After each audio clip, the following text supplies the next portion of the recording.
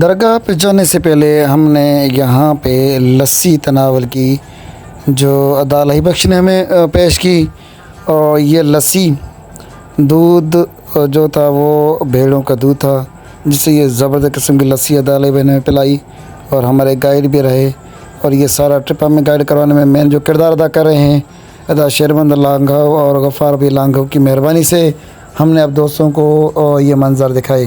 لسی enjoy کر رہے ہیں۔ یقین میرے بھائی نے کہا کہ چائے پئیں گے لسی، میں نے کہا لسی لے کر آؤ، اتنی دور سے آئے، چائے تو ہر جگہ پہ ملتی ہے، پینی ہے دوستوں کو۔ اس کے بعد ہم جائیں گے درگاہ شیر جب کی طرف، انشاءاللہ وہ بھی دوستوں کو نظارہ پیش نظر کریں گے ہمارے یہاں پہ، جس کے پاس ہم ٹھہرے ہوئے ہیں، جن کی مہربانی سے یہ ولاگ بنا رہے ہیں اور دوستوں کو پیش نظر کر رہے ہیں، عبدالغفار لانگھو بھائی، اور خاص طور پہ یہ ادا شہر محمد لانگھو جس کی مہربانی سے ہم یہاں پہنچے ہیں۔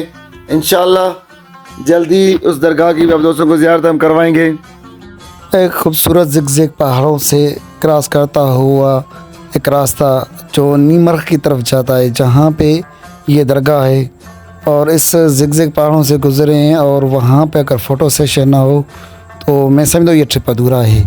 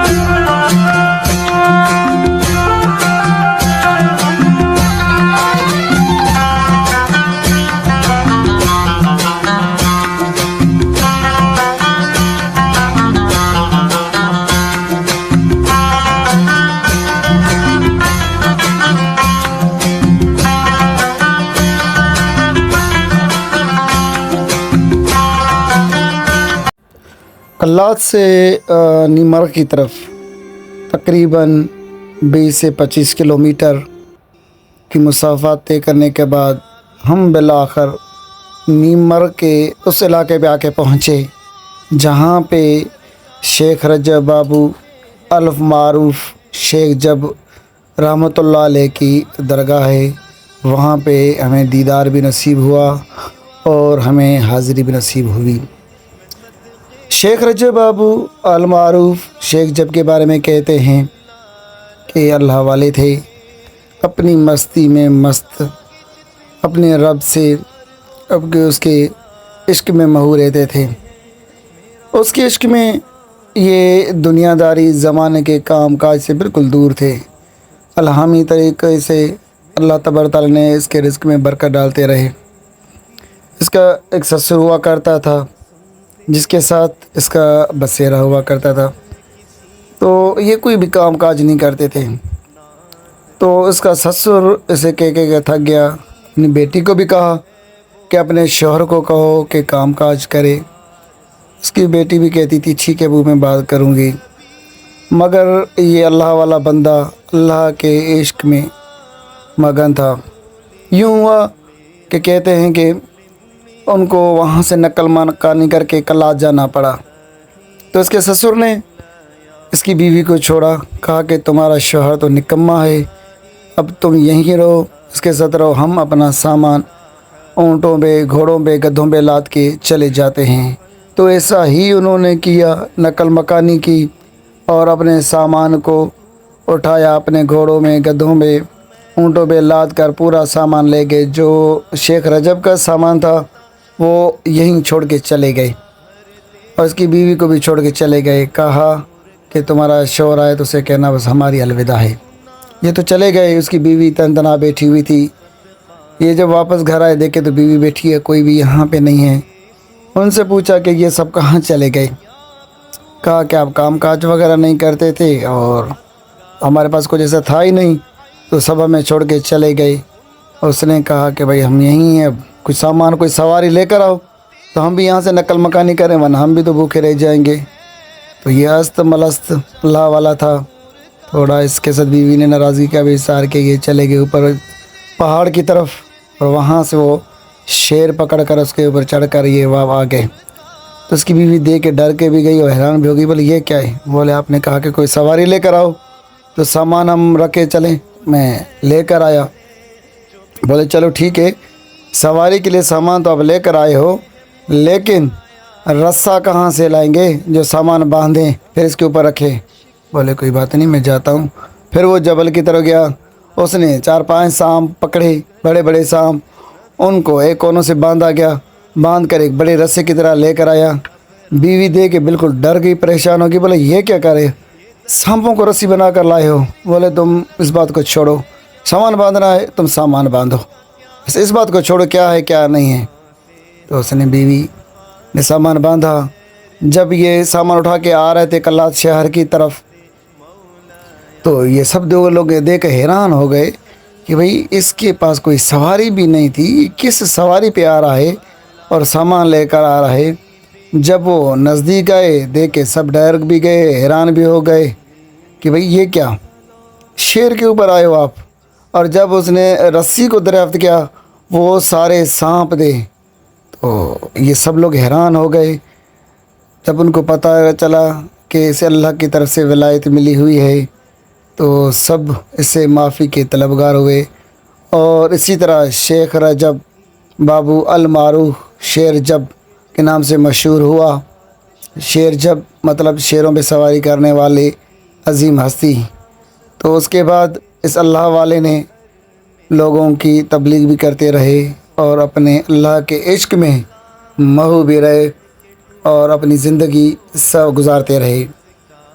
بچھونا تھا سلام آمنہ کے لال اے محبوب سبحانی، سلام فخر موجودات، فخر نوع انسانی، تیری صورت تیری سیرت، تیرا نقشہ تیرا جلوہ، تبسم گفتگو بندہ نوازی خندہ پیشانی، تیرا در ہو میرا سر ہو، میرا دل ہو تیرا گھر ہو، تیرا در ہو میرا سر ہو، میرا دل ہو تیرا گھر ہو۔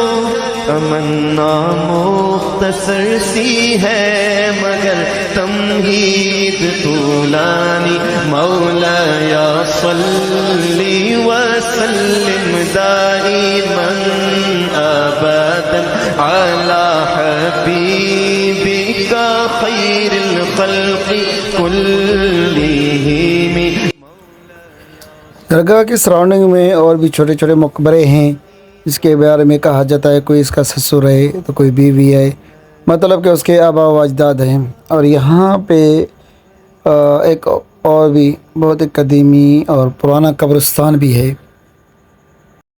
در نبی پر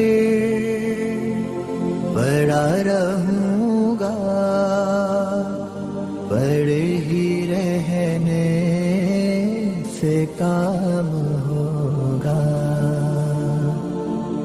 کبھی تو قسمت کھلے گی میری، کبھی تو میرا سلام ہوگا، در نبی پر پڑا رہوں گا، پڑے ہی رہنے سے کام ہوگا،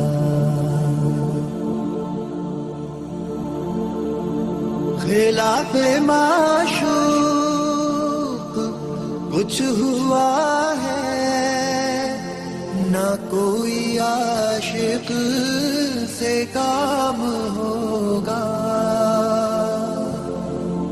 खिलाफ माशूक कुछ हुआ है ना कोई आशिक से काम होगा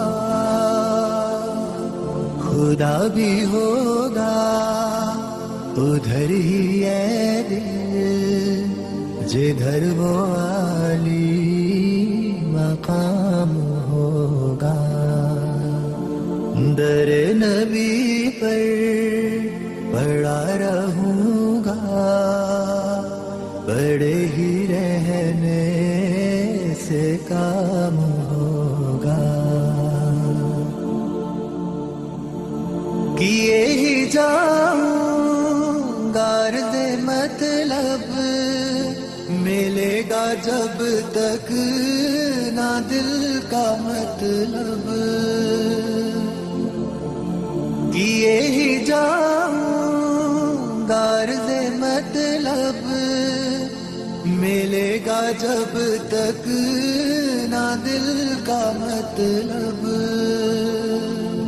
ना शाम मतलब की सुबह होगी ना ये फसाना तमाम होगा दर नबी पर पड़ा रहूंगा पड़े ही रह यहाँ पे ये छोटे छोटे हुजरे भी बने हुए हैं जहाँ पे कोई खलीफा या उसका ख़ास मुरीद होते हैं वो बैठ के चिल्ला करते हैं इबादत और रियाजत करते हैं ये वो हुजरे भी यहाँ पे बने हुए हैं शेख रजब पे